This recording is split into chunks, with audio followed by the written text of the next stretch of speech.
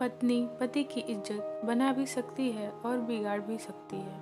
पति पत्नी में बहस हो रही थी। पति का नाम था राजेश और पत्नी का नाम था सीमा। राजेश बोला, तुम मेरे बिना कुछ नहीं कर सकती। सीमा बोली, मैं आपकी इज्जत बना भी सकती हूँ और बिगाड़ भी सकती हूँ। राजेश ने कहा, ठीक है, मैं देखता हूँ तुम कैसे करती हो। कुछ दिन बाद उसके घर में एक पार्टी थी। पार्टी में शहर के सभी अमीर लोग आए हुए थे।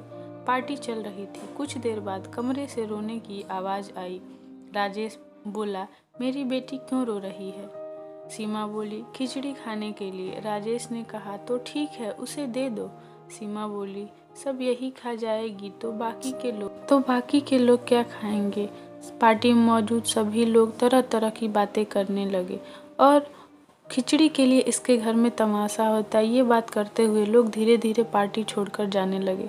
राजेश ने सीमा के पास आकर बोला, मैं हार गया। सीमा के आगे हाथ जोड़कर बोला, माना कि औरतों का सम्मान देना जरूरी होता है। घर की इज्जत उन्हीं के हाथों में होती है। फिर राजेश बोला, तुमने मेरी इज्जत मिट्टी में मिला दी, अब इसे वापस करो तो मैं मानूं।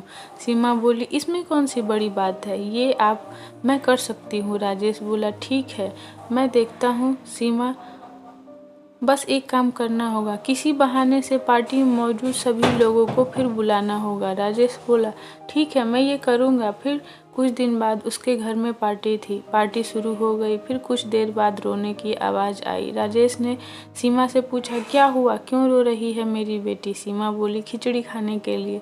फिर लोग तरह तरह की बातें करने लगे और इसके घर में हमेशा खिचड़ी के लिए झगड़े होते हैं।